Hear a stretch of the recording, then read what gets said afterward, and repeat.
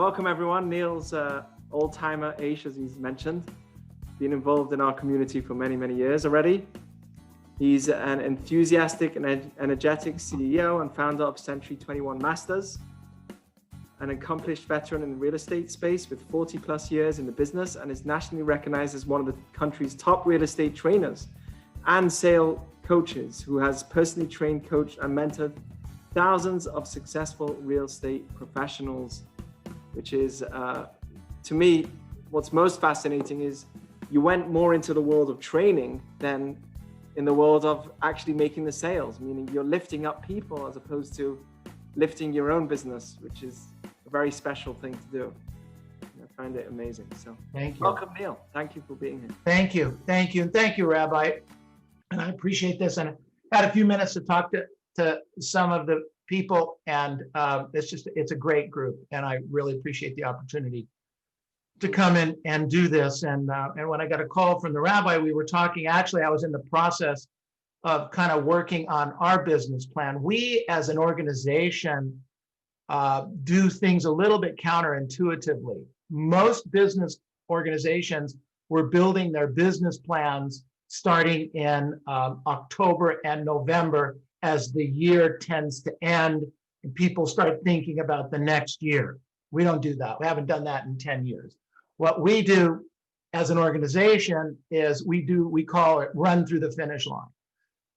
We don't work on business plans. We don't work on any of that kind of thinking until we get into the last week of the year, and in many cases, the 31st. We were selling houses, taking listings and making sales in the last quarter at a higher level, and our agents were making way more money than a lot of times in the best part of the markets, because as and this is kind of our thing, the marketplace was shrinking. There were less sales in the last quarter of the year, as there always are in the last quarter of the year. However, what's always very interesting is there's a lot less real estate agents working. You have 30 to 40% less business, but you have 50 to 80% less real estate agents. Why? Because average real estate agents think there is no business in the last quarter. So we take that and do something with it, which is really what I started thinking. The rabbi asked me to talk about something, at the beginning of the year. There was this book I read from John Mason called The Enemy Called Average. The Enemy Called Average. So many people are average, and we fight against that constantly. That's, if you will, my thing. Some of the highest paid, highest producing, most productive real estate agents in Southern California, and actually in a good part of the country from when I was coaching professionally, make millions of dollars a year selling houses, and not Beverly Hills houses. I'm talking about 100, 200, 300 houses, Long Beach and Huntington Beach and Glendora, California. I mean, it's crazy. La Habra, California, Placentia, 100 houses. You know what it is to sell 100 houses? It's amazing. You think about this, 200 pieces of property. We do things that are very counterintuitive. I do not like working with average people. I look for above average people, and that's kind of where we start. I was trained, I'm not in the business to uplift the downtrodden. I'm in the business to help people who want to go and grow to the next level. The Enemy Called Average is the title of the talk. The 5 steps to defeat being average and how to get the most out of 2021. Rabbi, are you recording this? Are you? Yes. Okay, good. I actually think there might be some good stuff here today. We're excited. I'm having fun. Okay. Everyone will have time for questions at the end. Well, we'll I'm yours. Okay. That's Thank amazing. you. Yes, that's great. So I wrote down here, everything big starts with something little. Everything big starts with something little. So what do I mean? The great painter was once a student of art. Okay. The superstar quarterback, the two quarterbacks that are playing, is it this Sunday they're playing? Is it this Sunday or next Sunday? Anyway, whenever they play, you'll find that sports is not my thing. The superstar quarterback was once playing Pop Warner. They were a student. They were a kid. Okay. The great math whizzes once didn't know. Think about this. The great math whizzes didn't know the multiplication tables at some point in their life. Think about it. Everyone starts small. Everyone starts as a student, as you. We all have that same opportunity. The great rabbis all started as students. You know, the stories when you talk to them are just amazing. So just a couple of things as we get started here. So first of all, I like interaction. You got to talk to me. I got to talk to you. I don't get this today. So here's what I'd like you to do. Find your chat box. Find the chat box. And when you find the chat box, put a 1 in it. And I want to see just put a 1 and hit enter. Okay? All right, we got people chatting, Rabbi? Yes. Yep. Okay, good. All right. Yeah, we see a lot of ones coming. All right, good. Okay, so I need interaction here. All right, so this helps me, absolutely. All right. So if you're looking for some fun and you're looking to learn some stuff, I want you to now put a 2 in the chat box, okay? It's not that hard, a 1 and a 2. You guys can do this. Oh, Stay with me here. They're pretty fast. All right, I like that. Good job. I like that. Good job. Okay, I know you're here and you know I'm here. All right, so that's the first activity, interaction, all right? The second, and if you have a question, put it in the chat box and Rabbi, stop me along the way, okay? And if I can answer it, then I will. If not, then we'll talk about it at the end, okay? I'm in. All right, great. Okay, now what I want you to do is I need you guys to turn off your I can't do that knob for right now, okay? Turn it off, shut it off, put an X through it, okay? Turn off the I can't do that knob. I want you to turn off the that won't work for me switch, all right? Turn it off, get rid of it for just the next few minutes while we talk about this. Every one of us, including me, has got stuff that I put in my head that says I can't do it, I shouldn't do it, I tried that once before, and that's the last one I want you to do is I want you to stop saying for now, I tried that once and it didn't work for me. So we got to get on the same playing field. You have to have an open mind with this conversation here. All right? Okay, now, I want you to write down, to get the most out of 2021, you need to get stronger and build stamina in the following muscles. All right? If you're taking notes, it's a good time to write this stuff down. The first one is you need to be dedicated to building the I am getting the job done muscle. I am getting the job done muscle. That sounds too easy, Neil. Let me tell you something. I deal with a lot of talented people who don't know how to get out of bed in the morning before 7:30 or 8 o'clock. You know, all the people, if you go take this link down. It's called events, events, .c21masters.com. Rabbi will post it in there for later. Okay. Since the 17th of March, I've interviewed 60 real estate agents from across the country. Wow. and found out from them what they do, how they do it, and how they've made. And every single one of them, except one, has earned in excess of $1 million this year selling houses. Some 2, some 3. Yeah. $1 million commission income, not $1 million house. $1 million selling houses in commission in money, Geld. Okay? There's 55 or 60 of those interviews up there. Check them out. Take a look. You're going to find that most of the people get up at 4 o'clock, 4:30 in the morning. I mean, I used to get up at 5:03. I don't know where 5:03 came from, but it was 5:03. I did that for years. And I wanted to add another 15 minutes to my Peloton ride. And I really didn't want to get up earlier. I really didn't. But I did some work on it, and I thought, well, okay, I won't have to get up a half an hour earlier. I just need to get up like 15 or 20 minutes earlier. So now I get up at 4:50. Okay, alarm goes off at 4:50. I'm out of bed. We don't push the alarm. Boom, we go. I'm on the bike usually by 5:05, by 5:10 at the latest. Boom. We're doing it. I got 45 minutes in. I'm pumped. I'm excited. Okay.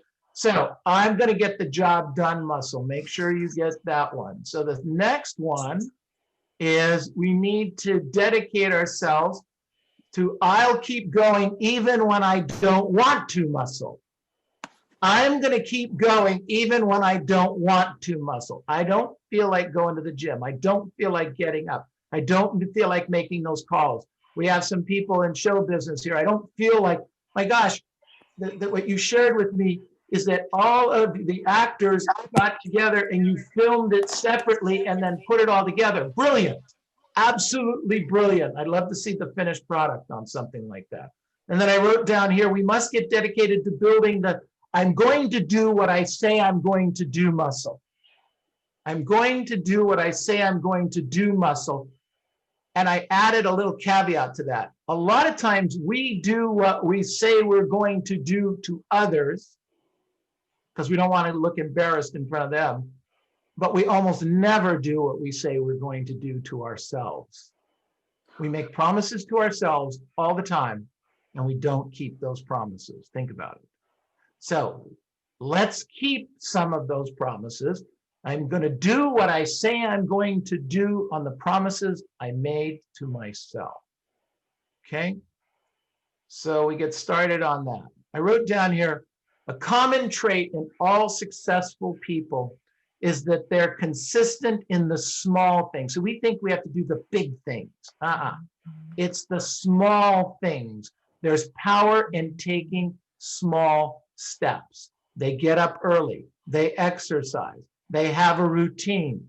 They get the morning right. You want to do something right now? You want to do something that you get tomorrow and feel empowered? Write this down. Get the AM right. Get the morning right. Circle it. So what you do between 7 in the morning and noontime, you can get the morning right more often. The rest of the day will generally go right, and you will have a fabulous day. Even if you didn't make a lot of money, you still feel good about yourself because you did the activities.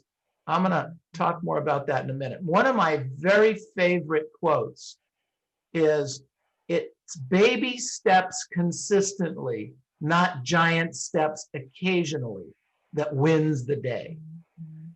It's baby steps consistently, not giant steps occasionally, that can win the day. All right? Some of the people that I coach and I work with, I wrote this down, and many people are not moving forward today because they simply are not willing to take the small steps necessary. What's a small step? Getting up on time the same every day. Get up on time every day. Decide what time that is. Something you can do consistently over time. Get up and do that. Just do it. Just set it up and do it. It's amazing how many people blow that first time. I wrote down, don't be afraid to take small steps. There's power in the momentum. There's power in the momentum. Okay, so my experience has been that the reason most people get stuck in mediocrity and average is because they refuse to fail. It's kind of counterintuitive. They refuse to fail. The reason I believe people refuse to fail is because they associate failure with defeat. They associate failure with defeat. Their fear of defeat paralyzes them to the point that they don't even move forward. Think about this. People are not finished when they are defeated. They're finished when they quit.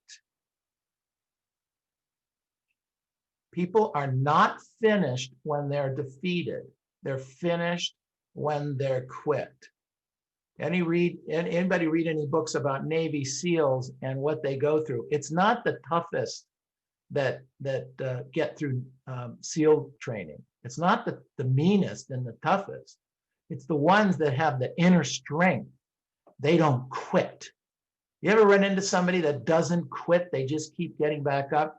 One of my favorite movies on the planet, I watch this every single year, is Rudy. I don't know if any of you have watched that movie.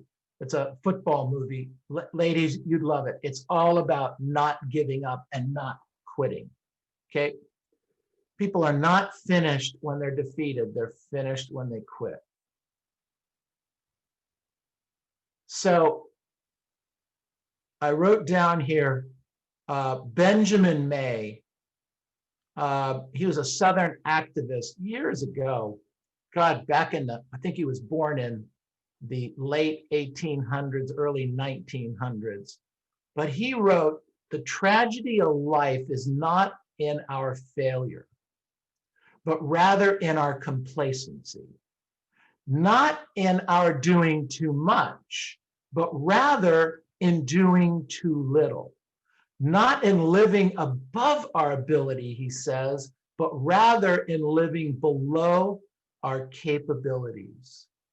So many people do that, and they get complacent. They do what I call I call it the listing dance or the appointment dance. You know, our agents are on the phone calling and they're trying to set an appointment, and they get this appointment set, and then they start, whoa, I'm the greatest, I'm the best, look at me, I'm so cool, I got this thing done. Kiss of death. Kiss of death. Stay focused on your job while you're doing your job. Be happy, be cool, but remember, getting an appointment, for those of you who are in sales, it's your job. What are you dancing around for? You've got a job to do. It's called set an appointment, go on the appointment, and do the business. No matter what, if you're buying or selling houses, or you're in the teaching business, or even in the rabbi business. Rabbi Jack, you're selling us on saving our souls, right? It's all sales, all sales. All sales, baby. Talking to our children, it's all sales. Okay? Exactly. All right. So people get stuck in mediocrity, are more likely to be frustrated and blow a deal or lose control during a tense negotiation. Why? Because they haven't had the foresight. This is where practice comes in.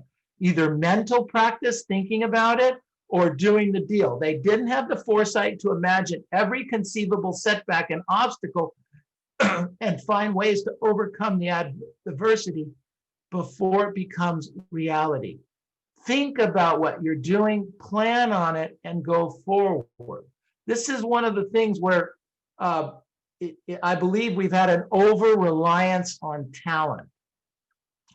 You see, I believe that success lures us into thinking our talents are enough. We don't take into consideration the external factors or the random events that could have played in what's going on here. I don't like early successes. My dad told me early on, when I was decently successful early on in the business, that he didn't think that was the best for me, because I needed to be beat up a little bit. He was right. He was right, because I started to get a little cocky. I started to get a little bit full of myself, and boom, got myself into a little bit of trouble, a little bit of financial trouble and stuff. Didn't have to happen, but that's the kind of stuff that happens to us. Okay, so we need to, just because we made the right call once before doesn't mean we'll be as lucky the next time. That's the whole point. If you lead a team that's produced great numbers, it's tempting to call yourself a genius and take credit for the achievements. Yeah, but that may not be the case. But what if your genius turns out to be a stroke of good luck, or worse, the result of competitors' problems, and you didn't even realize the competitor was having problems? They had problems, you were able to beat them on the deal or beat them in the bid, and boy, next year they come back and beat you like a drum. So be very, very careful. I wrote down here, it is not what happens to you in life that matters, it's how you react to it. It's not what happens to you in life that matters, it's how you react to it. We all have things that happen to us. It's how you react to it. Big, big, big lesson there for me anyway. So this is something I've shared with my staff. If you're into activities and creating the goals, you'll kind of get this. But I've been sharing this with people for a number of years. I'm not sure where I read this or where it came from, but it's just so powerful.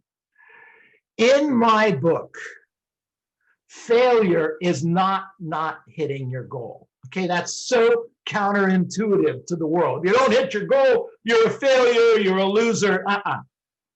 In my book, failure is not hitting your goal. Failure is not doing the activities necessary on a day-to-day basis to accomplish your goals. What I believe is there is no shame in not hitting your goal.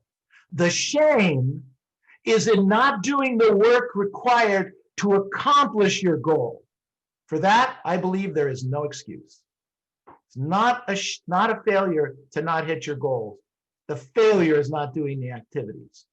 You guys know what I'm talking about. There are days you're not doing what you're supposed to be doing. If you have a work day and you have activities to do, get it done. We have a question here. Of course. When you find yourself in a rut or unhappy with your progress, Stop digging. How do you get yourself mentally ready to bounce back? First of all, stop digging. Okay? When you're in a rut, you're digging a rut. Okay? So first of all, stop digging. Stop. Second of all, find things that are inspiring to you. When we build our plan, one of the things that's in our plan for the day is 3, 4, 5, depending on the person, 10-minute breaks to pour positive stuff, either reading, or one of the greatest tools I found for me personally is YouTube. I love stuff on YouTube. I get the biggest smile. Some days I'm listening to a song. Some days I'm listening to a joke. Some days I'm watching Fred Astaire and Ginger Rogers dance to some current music. Puts a big goofy smile on my face. There's motivational things, and there's a ton of stuff. If you want, I have about 1,100 videos up on YouTube. You're welcome to go put yourself to sleep there. Got nothing to do at 3 a.m. Check it out. Okay. But I got to tell you, it's not hard. Here's the deal. You're going to get sad. You're going to get down. You're not going to feel good. So prepare some things for that. For instance, I'll give you an example. Right now, next to me is food. I know that my blood sugar over an hour and a half period of time, it will start to fall, and my energy will start to drop. Well, part of my attraction, part of what makes me interesting is my energy. You guys, do you feel that? You see that? Hello? Talk to me. All right. I love the energy. Yes, we feel it. Okay, but the energy dissipates. I know it does. So I have some cheese, I have some crackers, I have some water. I never get into a situation where I don't have that for me. Plus, for the 30 minutes or 40 minutes before I started this talk, I'm on YouTube watching goofy things. You know, you guys won't relate to this, and my wife will be mad for sharing because I'll be dating myself. But some of the funniest shtick out there is the Dean Martin roast. Okay, I don't know if you've seen them. In YouTube, type in Dean Martin roast, and some of the greatest comedians are up there just killing each other in jokes. And I'm telling you, 15, 20 minutes of that stuff, funny. All the great Jackie Mason. Jackie Mason cracks me up. I'll go anywhere to see Jackie Mason live. I just love that guy. It's terrible I can't see him lately. But go to YouTube, you can see this stuff. 10, 15 minutes tops. That's all you need. All right. But make sure you have it available for 3 to 5 times a day. Because I got to tell you, in the sales business, you get up and you get down. And that's just in the first 3 minutes of the morning. You know, you pick up. That's why we tell our agents, don't pick up your emails, don't answer your telephone before noontime, because there's nothing good going to come from it. You think a client's going to call you and say, hey, I want to list my house. Come on over. I want to sell my house. It's a $2 million deal. Come on. None of that happens before noontime. Forget it. I've decided not to sell, so call me. That's the crap you get it before noontime. Don't do it. Okay? So I wrote down here, Napoleon Hill. You guys know Napoleon Hill. Put a 4 in the chat box if you know the name Napoleon Hill. If you don't know the name Napoleon Hill, Rabbi, have him do a couple of talks, will you? Share some of his stuff.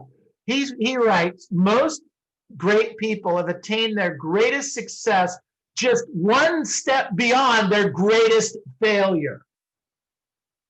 It's not what happens to you that matters, it's how you react to it. Remember that part? So, I wanted to give you 5 steps to help you stop being average. All right? Not necessarily in this order, they're just all important in different ways at different times. Number 1, eliminate the negative self-talk. Eliminate the negative self-talk. One of the first steps to getting out of your own way and unlocking the doors to success is to eliminate negative self-talk that's going on in your head. Your head is a scary place. Don't go there by yourself. Writing this down. Anyone willing to write this down? I'll give you the notes, Rabbi. Okay. When you're consistently telling you can't do something, or that you're not that good, or that your goals will never be achieved, the negative loop starts to be created. So starting today, you need to make a conscious effort to cut the negative chatter. Cut the negative chatter. It's like we play a game with this, Rabbi, kind of like Lashon Hora. You know, the person speaking Lashon Hora is at fault, but the person listening to Lashon Hora is as equal has as much fault, maybe more. Correct? Yes, yes. Yes. So get a friend, if you're starting to talk negative, get a friend to say, hey, stop it. I don't want to hear it anymore. Okay? So cut the negative chatter. I wrote down here, anytime you hear those voices in your head saying that you can't do something, interrupt the pattern and replace the self-talk with positive beliefs. Or, like we talked earlier. Someone's asking, how do you do that? How do you cut? What's the technique? I figured that. Okay, so here's what I do know. We have psychologists here. Here's what I do know. You cannot stop the first thought, but you can the second. So you're going to think negative, but you have to train yourself, say, stop, and work from there. Okay? Yeah. It's not easy, but it has to be done. And then get some accountability partners to help you. Okay? It's So, almost like the first thought is not in your control. That's what The happens first- to you. that's exact. The first thought is not in your. If you accept what I just said, you're halfway there because you're not mad at yourself for not thinking the negative thought. Get it?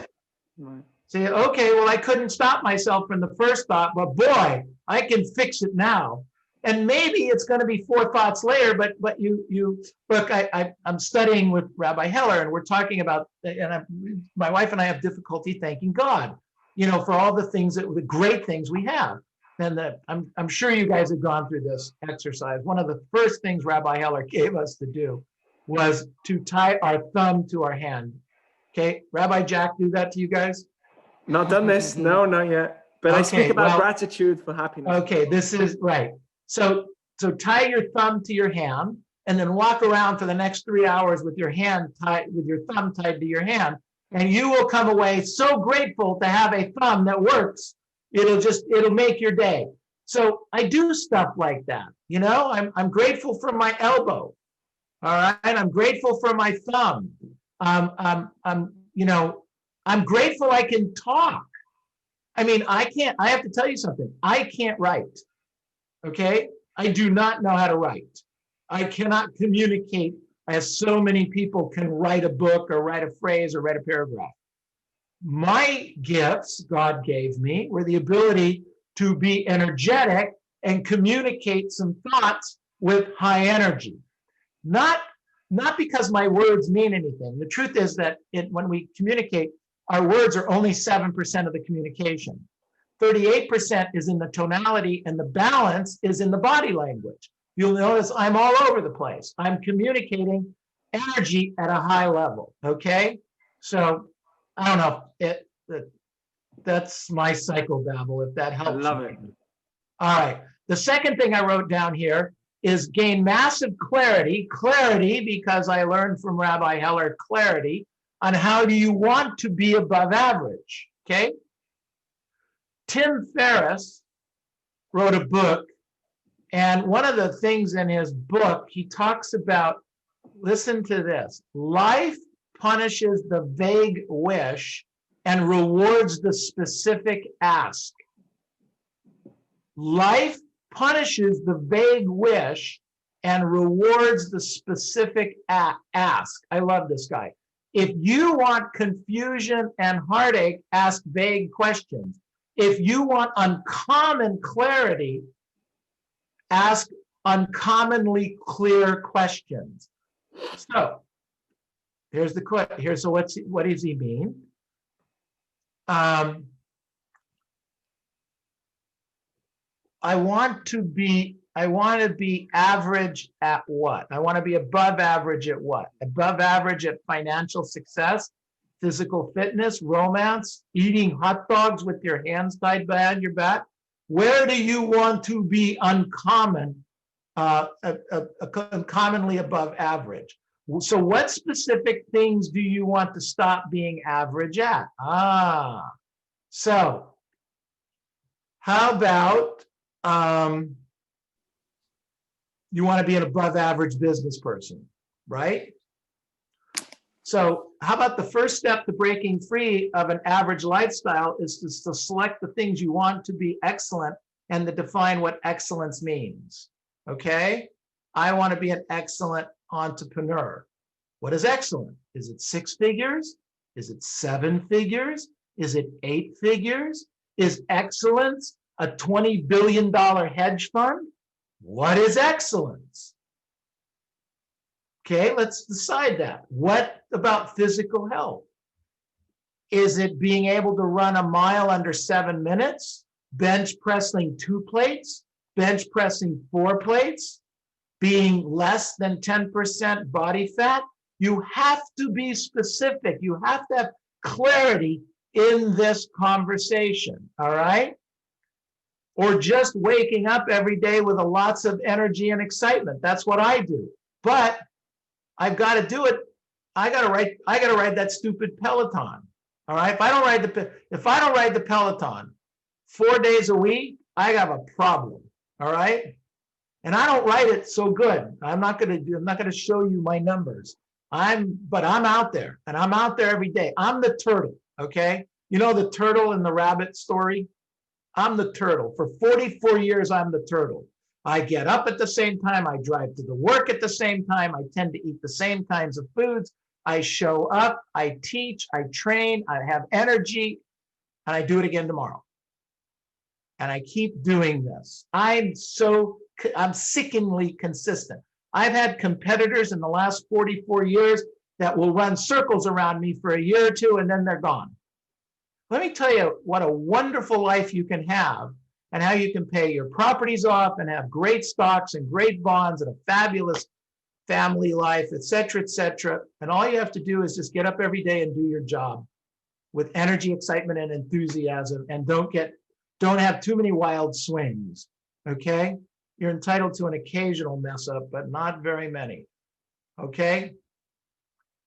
I wrote down here, this means that if you have no clarity, you will achieve no excellence.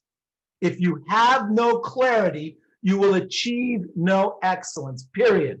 It doesn't matter how good you are at something. It's if you're not great, if you don't have clarity at what that something is, it's not going to work. When you say clarity, do you mean quantifiable goals? Not just quantifiable goals, quantifiable activities to achieve the goal. Remember, it's not the goal, it's the activity. Activities. Okay? Rabbi, yes. I never learned Hebrew. I never learned Torah to do the chant. I did my bar mitzvah, et cetera, et cetera. But I would suspect that you spend hours a day, hours a week learning Torah. Yes or no? Yeah, for sure. Absolutely. And have Absolutely. 4 years, right? Yes. Okay. And you're very learned and you do a great job with it. However, there's still a lot more for you to learn, and you take little pieces and little slices and learn that. Am I correct? Yes. It's what you see, you've taught us, you, the Jewish people, I believe, have taught what I'm doing here. I can't have these conversations with my staff. They're not Jewish. But the truth is that the Torah gives me the knowledge and the consistency of doing this.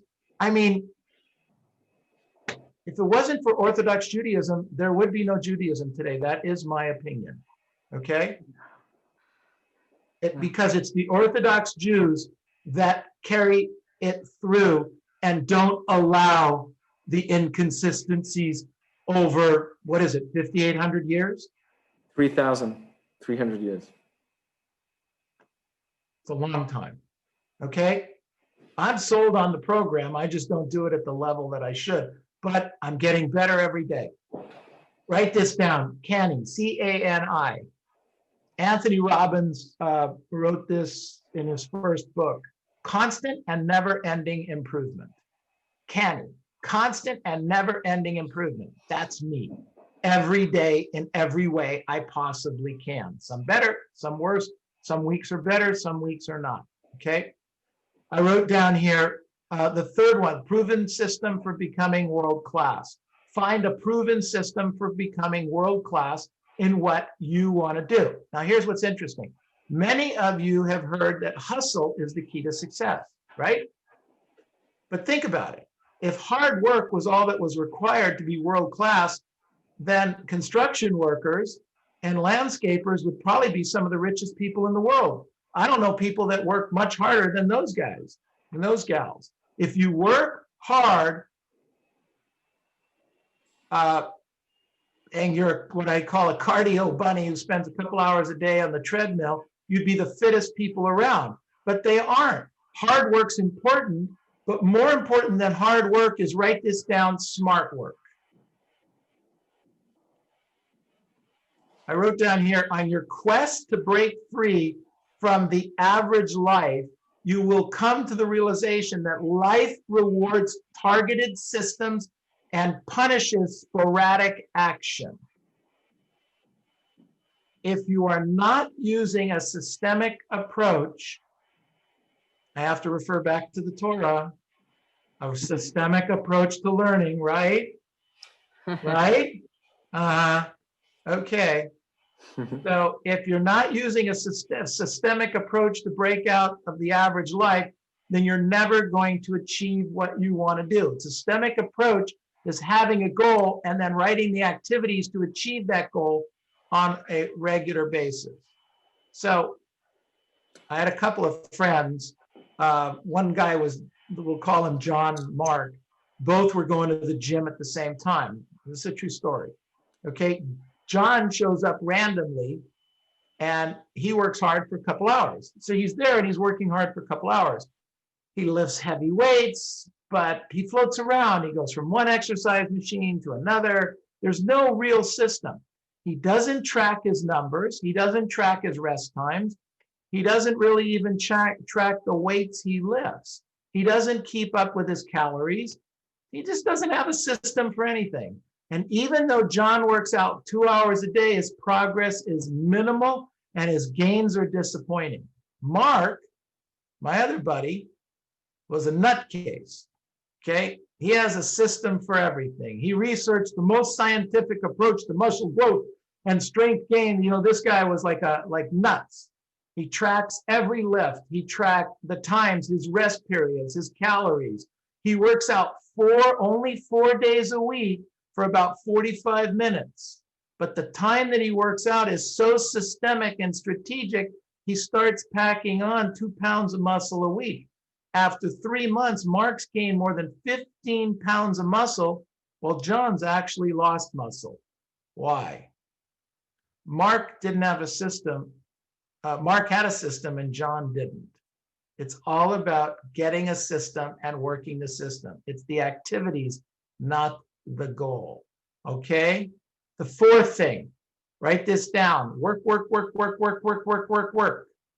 Once you've clearly defined the outcome that you want and you've researched the best systems, you've got to get out there and have some fun working, but you've got to work. There's nothing flashy about that part of the formula. It's simple, it's honest, and it is unavoidable. You've got to put in the work. If you want uncommon results, then you must apply an uncommon amount of effort into the right systems. And then the fifth point, the point where everybody gets a little bit screwed up, is you have to trust the process of time. It's going to take time. The final step of this process on how to make the best 2021 is to trust the compounding effect of time.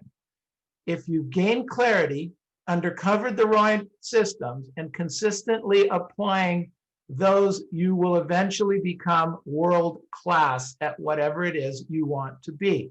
It takes time. And you will not break out of an average life in a week or a month, and sometimes not even a year. But over the course of 18 to 24 months, you can transform yourself in every area of your life that you can currently imagine. So trust the process.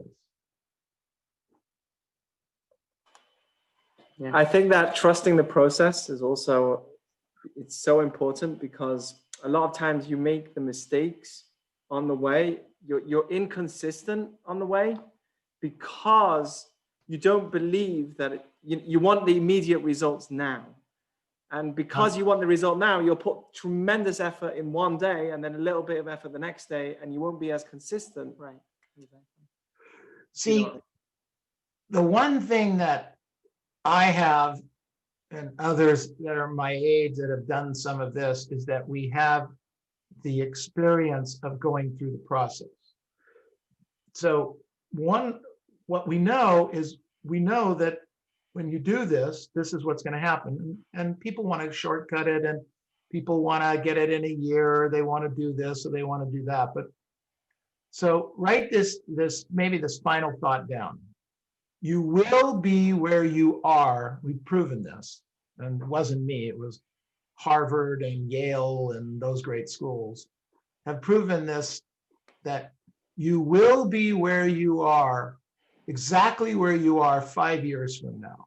Wherever you are today, you'll be in the same place 5 years from now, except for two things: the books you read and the people you hang out with. That's a fact.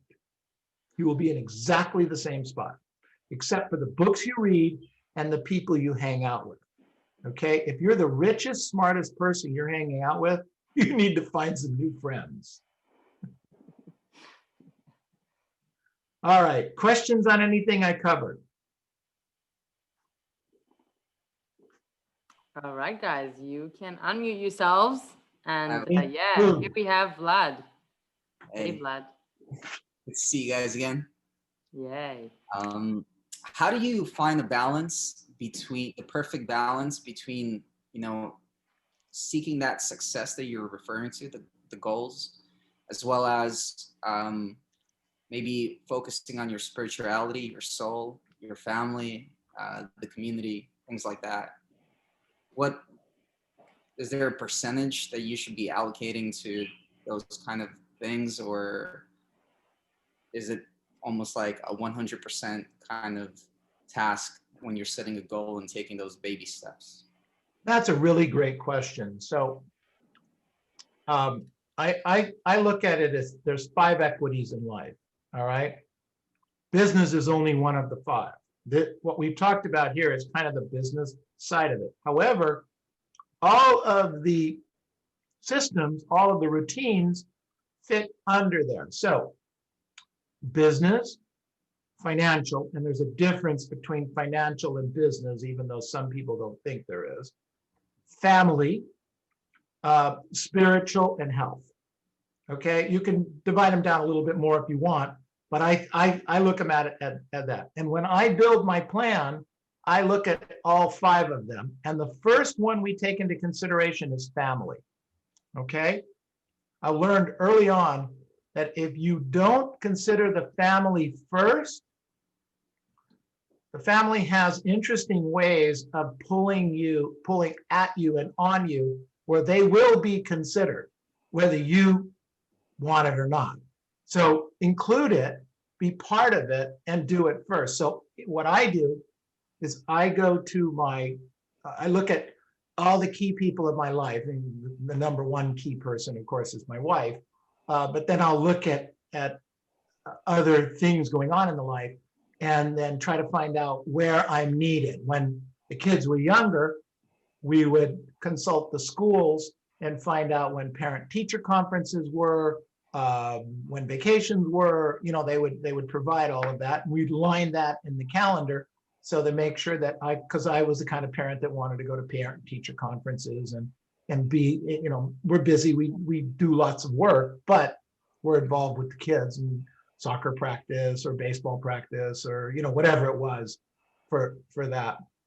So family first, then the rest of the equities, using the same techniques that we just went through to help you build in each one of those. Health, attack it the same way. Family, work with it the same way. Spiritual, same thing. I mean, I have a spiritual coach. It's Rabbi Heller, and we meet with him, once a week, every Wednesday night for an hour, and have forever. Since we met in his class, and he married my wife and I. He married us, and we met with him. And sometimes it's a gab fest, and sometimes it's serious learning, and sometimes he happens to be also a psychotherapist, so sometimes he just psychoanalyzes us. Get over it. So I don't know. Does that help a little bit? Definitely. Thank you. That's great. Anyone else? Hey, Neil, I have a question. Go for it, Gabe. Mine's just, what are like your favorite books of all time that have changed your life? I know obviously this lecture is based off the book you mentioned in the beginning. And you mentioned Tim Ferriss's book as well, but I'm wondering what are some other titles that you highly recommend? I will, if you guys want, I have a list of books that I give to my agents to read. But the first books, the ones that were in the very beginning, were 2 things. One, even when I was a little kid and not even driving yet, I would ride my bike to the library and check out biographies. What what famous people had done, how they accomplished what they did, their thinking, their processes. I did this, no one in my family ever did that stuff. I don't know where it came from, but I would do that. I was interested in how other people did it. And then as I grew into business, anything Anthony Robbins, anything Zig Ziglar. In my case, my mentor is Mike Ferry. So anything Mike Ferry. And Dale Carnegie. And then Dale Carnegie had a couple of disciples too. And so any of that kind of stuff. Sweet. So those books I just shared, those authors, those people were very important in the beginning of my business life. You know, it's like I say, what the foundation of my business is what Zig Ziglar said. If you'll help enough people get what they want, you'll be able to get what you want. That is the foundation of my entire life. And my job is to help people get what they want. They want to make more money. They want to have a better life. They want to understand their why, their business. My job is to help them do that. If I help enough people do that, I make a little bit of money on those people, and then I get to have the life that I want. It was a simple process throughout my career. Wow, that's great. Who else wanted to ask? Sam. Yeah, I think Sam was. Yeah, that's right. So my question is, when you're thinking about, kind of how you might leverage other people to help you with coming up with a plan, or, just getting some advice about how they see what you're doing, how would you go about that? Great question. So in my beginning of my career, I would meet with as many people like you're talking about and ask them questions about how did they get started? What were the books that they read, etc. And you could, 8, 10, 12 questions. No big deal. Nothing, you can sit out, you probably could do this, Rabbi, as a brainstorm session and just ask the questions, or I'll send you some that we've used in the past. But there's nothing special about the question. Tell me about your life. Tell me about this. Here's where people get screwed up. They ask a question and then start telling the person about themselves. That's a disaster. You can get people, look, you guys asked me a question to come on here. You asked me to talk a little bit. I was thrilled to do it. I don't get paid for this in money. I get paid for this and I enjoy it. But you're asking me questions about me, and what happens is people like talking about themselves. You guys get what's going on here? So what did I do? What did I do when I started this whole thing? Why I came on 10 minutes, 15 minutes early. What did I do, you guys? Ask questions. About who? Us. Yeah, didn't talk anything about me hardly, right? So my asking you about you got you interested in me. You get what I'm saying here? So when you, Sam, just make it your point once a month to meet somebody, take them to lunch, take them to coffee. You'll be surprised. You think they're going to say no. They don't. They don't. I've never said no. I have people come to me all the time, agents that work for me. They want me to talk to their kids. I've never said no. I mean, maybe it's a Zoom call or a phone call, but we don't say no. People just don't ask. My mentor, I'll tell you a true story. My mentor, I thought the guy's name is Mike Ferry, a big time coach guru, probably the first business coach out there for real estate agents ever. Anyway, different deal. I wanted to get to know him. I mean, he's on stage, blah, blah, blah. I would go to all his events. I'd go. So one day I asked him to lunch, and I figured the guy always has lunch. He always goes with other more important people. I asked him to lunch. He said, sure. So, whoa. So I ran out, I got a seat for lunch. He comes out. And so we had lunch, had a great time, talked about all kinds of stuff, some personal, some business. But I'm not telling him about me. I'm asking him about him. Okay. So interesting thing. Fast forward, and I ask him there. I take him to dinner a couple of times. I've asked him to a couple of holiday parties that we had. One day, I asked Mike, "Hey, buddy, you must get 1,000 invitations. You must have people all the time asking you to go to lunch and go do this. Why do you go with me?" He says, "Oh, see, that's where you're wrong, Neil. Nobody ever asked. You did." True story. Okay? True story. Ask and then listen.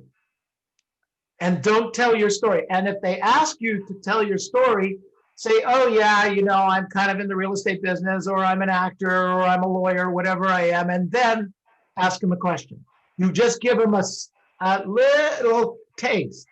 Don't be disrespectful and not answer, but a small taste, and then say, "But, I'm kind of curious. I mean, how did you get started? You said you lived in a house without running water. Tell me that story." Does that help, Sam? Yeah, that's great. Thank you. You're welcome. And by the way, you don't have to buy lunch, and you don't have to buy fancy lunches. Okay? You really don't. In fact, most busy people, really busy business people, men and women, don't go out for lunch. I can't tell you the last time I went out for lunch. Do they order it or make it themselves? Whatever. They bring it in, they order in. In my case, my wife, because I only want to eat, I sound really religious and I'm not. I'm not really observant, but I only eat kosher meat.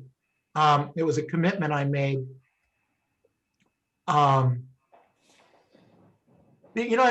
you do little things. Just a side note on this. My first Rosh Hashanah learning with Aisha Torah, maybe it was the second Rosh Hashanah. I was in a class with Rabbi Braverman, and Rabbi Braverman, it was right the 10 days in between Rosh Hashanah and Yom Kippur, and he asked a question. He says, pick something that you're not doing and do it for the 10 days between Rosh Hashanah and Yom Kippur. Pick something and just do it for those 10 days. I said, whoa, I can do anything for 10 days. So I said, okay, I'm going to only eat kosher meat. Okay. Now, which means that if I go to a restaurant and they don't have kosher meat, I could have a piece of fish, and I don't get involved in all the different laws and things that I'm breaking at that time, but I'll have a pasta and a piece of fish instead of a steak or something, or a hamburger. You guys get what I'm saying? Okay. So that's what we hold to. So listen to this. Those 10 days, 24 years later, I have never had non-kosher meat out from that day. That's incredible. Interesting. Is that crazy? That 10 days. Choose something and watch what happens. Anyway, that was I don't know where that came from. I don't even know if that answers your question. It goes back to the beginning where you said small thing leads into big things. So that's exactly right. No, that's true story. True story. Other questions? Yeah. Yes, Anyone else? Chad. Yes. Hello, Neil. So my name is Chaz. I'm a starting entrepreneur. And my question is, when you are starting and you're networking with more established entrepreneurs like yourself, how do you establish your own value in the face of those situations? Do you know what I'm saying? How do you go a little further? How do you add value to yourself in a first impression?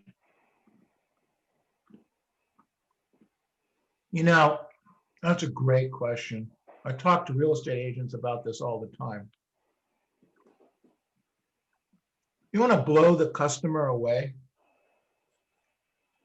and it doesn't cost a penny? First of all, show up on time. On time is 10 minutes early. It really is. Show up early, get in the moment. Doesn't cost a penny. Okay, you think I'm kidding here, all right? Well, let me tell you something. My experience is most real estate agents are never on time. So if you're a real estate agent and you're on time, you're already ahead of the game. Okay? Be prepared. Know something about them. Google them. I mean, it's one today you can Google. It doesn't take a lot of effort or hardly any money, but you can Google anybody before you go. I never ever meet anyone that I haven't done some Googling and some information. I just don't go to that appointment. Why? Because I might be able to say something in the meeting that the person ears perk up because I know something about them or their kids or something, which to me as a professional says to me that you paid attention and you're doing something extra. You get what I'm saying? Yes, I do. Okay. Shine your shoes, guys. Guys, if you're wearing shoes, shine them. Keep the nails clean, ladies. No chips on the what do they call that? Nail polish. Nail polish. Nail polish. Okay, terrible. All right. Pet peeve of mine. If I'm meeting a professional woman and she does all the other stuff, but her nails are chipped, something's wrong here. Something's not right in the details that need to be done in the transaction. Something's going to happen. Same thing with the guys and their shoes. If their shoes aren't shined, I'm thinking something's going to happen in the details. No, there's no charge for any of those, right, Chaz? Right. Those don't cost you anything. And then I'm like an overdresser. I get turning your head around and having it,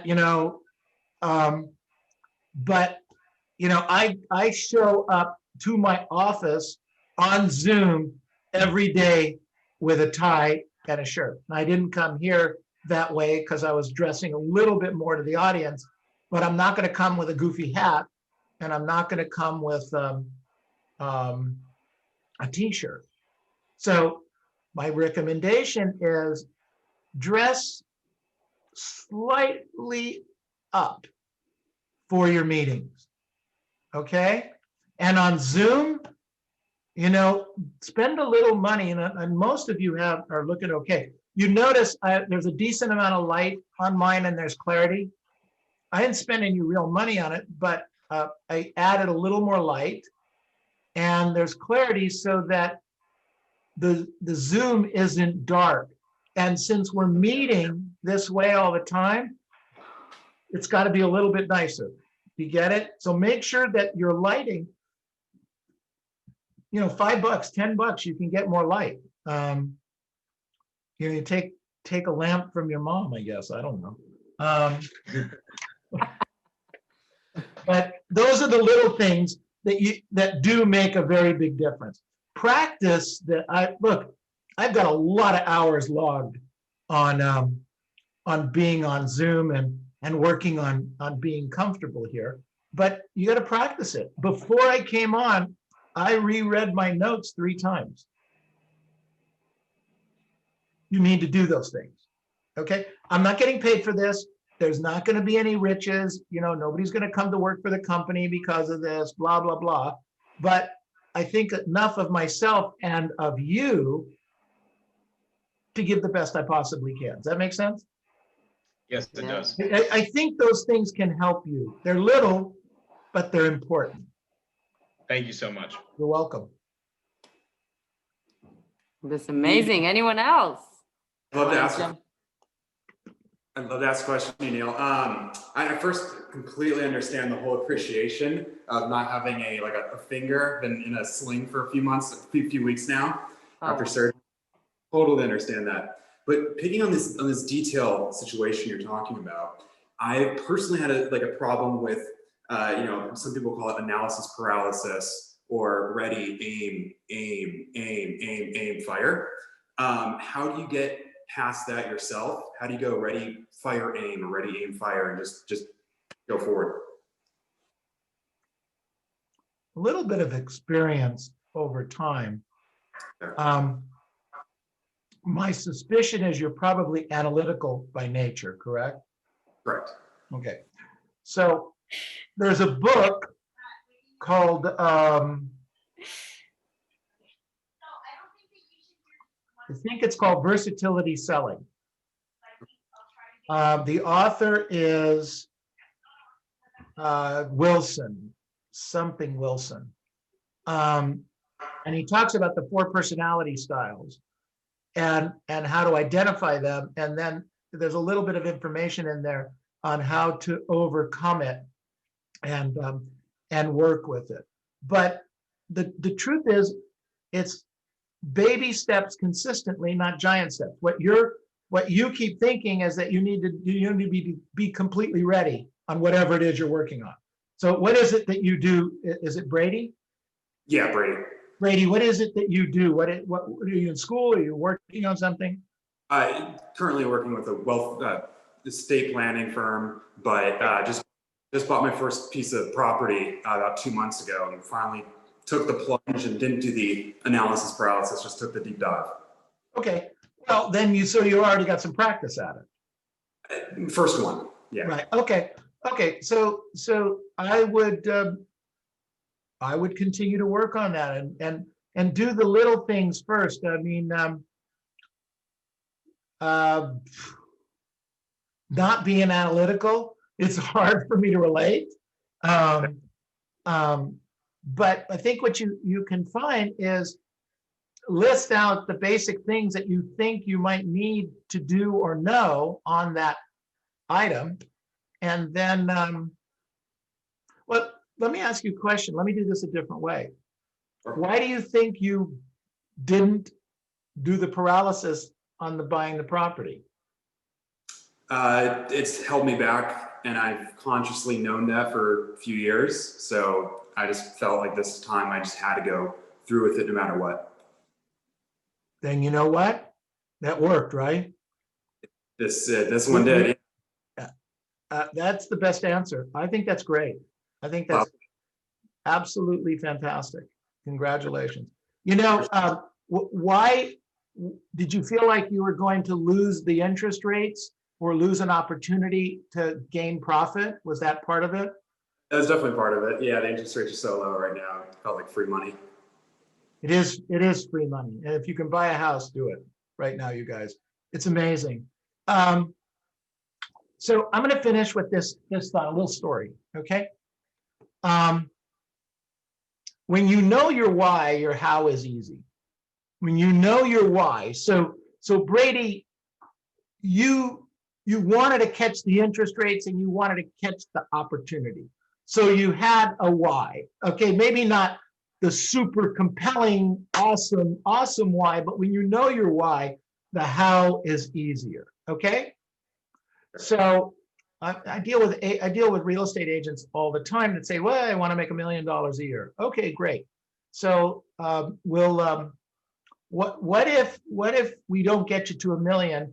What if we get you to let's say 920? Would that be okay? And depending on the agent, depending on the person, they'd say, yeah, 920 is okay. I mean, think about it, 920.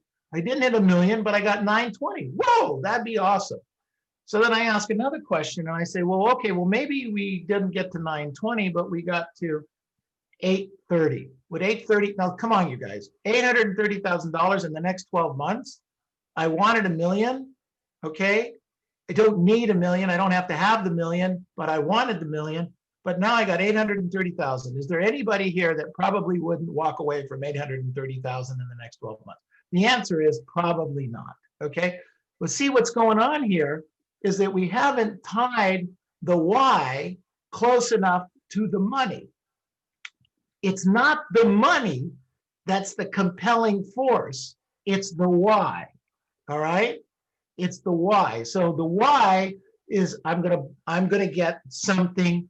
I'm gonna buy a house. I'm gonna get great interest rate, and I'm gonna have an opportunity where it's gonna make more money. And that's part of your why. Okay, that worked for him.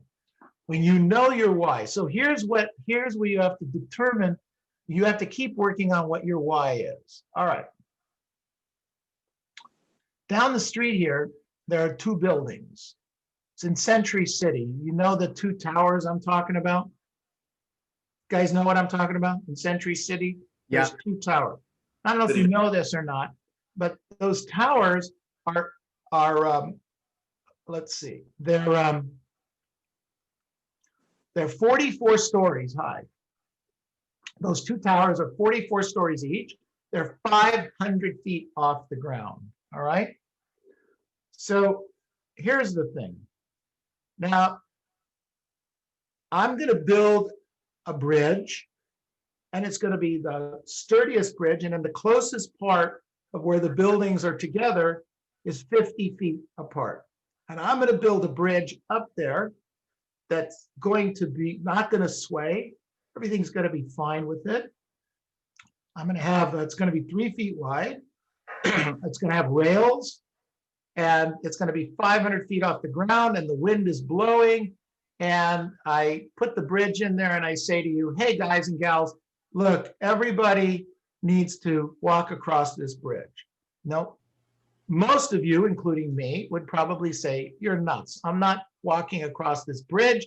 I'm not doing it. There's nothing down below, even though if I've assured you, and we have certifications from all the different people in Los Angeles, there's nothing going to happen to this bridge. It's not going to fall down. You're not crossing it, right? Most of you would agree with that.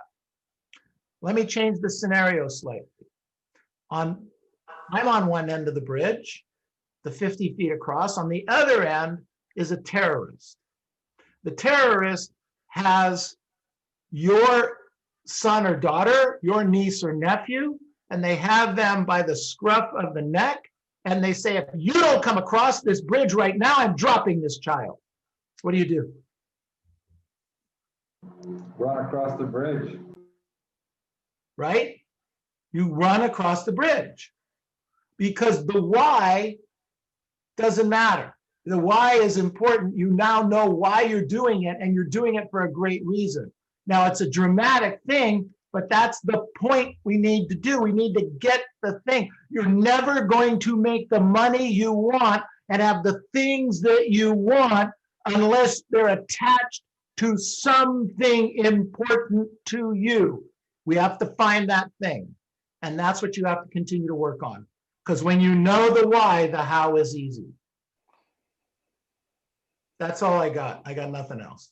That ties back into what you were saying about how your career should also be focused on family and other aspects. Because for sure. Then you know the why of what you're doing all this work for. It's got a deeper meaning to it. It all comes back to Torah. I sound so religious.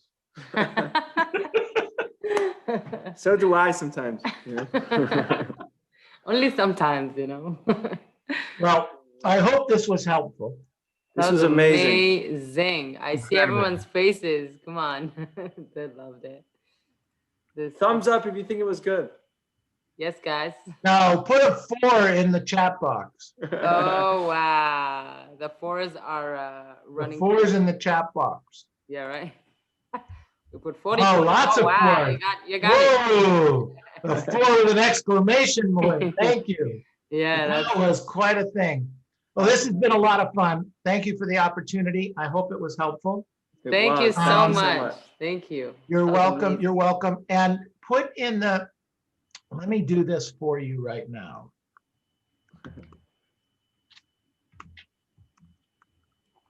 We have someone who said last question. Maybe you'll have a minute.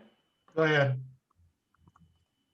Hey, Neil. First off, just want to say thank you very much for hopping on the Zoom call with HLA. It was really amazing. It was definitely a great help. The last question that I have is, knowing everything that you know now, if you can go back to your early mid-20s, like most of us are, what would you tell yourself, or what advice would you give? And Why? It's a good question. I was asked a question probably in my mid-20s that if I could do anything I wanted to do in my life, money was not an object. What would I do? How would I spend my life? And at that time, I was in the real estate business. And I said, I want to help real estate agents and brokers. No, excuse me, brokers, not agents. I want to help real estate brokers build their business and give training and help them to develop, et cetera, et cetera. This was probably in the 80s. I would do this work for nothing. I love what I do. Find something like that. See, the neat part is I found it. It manifested itself. I guess what I really wanted to be is a teacher, but teachers didn't make a lot of money. So I figured out how to get paid a lot of money being a teacher. Okay. But that's what I am. I'm essentially a teacher, a coach. I'm an awakener, if you will. And I wake up every morning excited to do what I want to do. It's a cliche. You've heard this a million times, but you have to find something that you're passionate about and you're excited about and throws you out of bed in the morning and that you want to get up and get going. And that, and it's not, look, I have issues. I have, there are certain things that I'm really good at certain things in my business and other things I'm not that good at.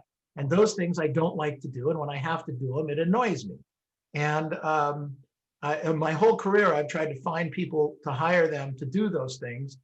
And, it's the elusive butterfly. It always seems to be out there. But the team I have right now, I feel really, really good about. But that's what I would do. I would try a lot of things. I was a diesel mechanic. I used to sell things with my dad at the swap meet. I worked for a guy that used to be in the train wreck business. But everything kind of was around sales. Okay, I loved selling. I loved the hunt. I loved to figure a way to close a deal and to give value. Never cheat anybody. I never wanted to do that. But try to figure out how to do it the right way. That was the way it was for me. I'd work hard on that, and I worked for free. When I say for free, you got to have enough money to live. But I didn't get paid a lot of money early on because I kept trying different things. I tried to find my value, so to speak. Work tons of hours, do many different things. Like I said, the train wreck business. I was in the Coast Guard. I was search and rescue. But a lot of it came back into sales. And I found this. And I told you, I started with, no one would ever, ever, ever pay me what I've earned and amassed in this business with the education I had and the family background I had and the lack of, my parents never hurt me. They were terrific. They never put cigarettes out on me and stuff like that. But they weren't paying for college and they weren't paying for my car and they weren't paying for my life. That was not possible at that time. But I found this world. Try to find this world for you. What is it? Maybe it's, and I never went to school. I never went to college. Not sure that wasn't a mistake at some point because I didn't learn how to use a spreadsheet until I was in my 40s, and boy, whoa, did I open up a lot of doors when I learned how to use a spreadsheet. So you don't know how to use a spreadsheet, go to take a class. It's very good use. All right, hopefully that helps a little bit. Thank you very much. I appreciate that. You're welcome.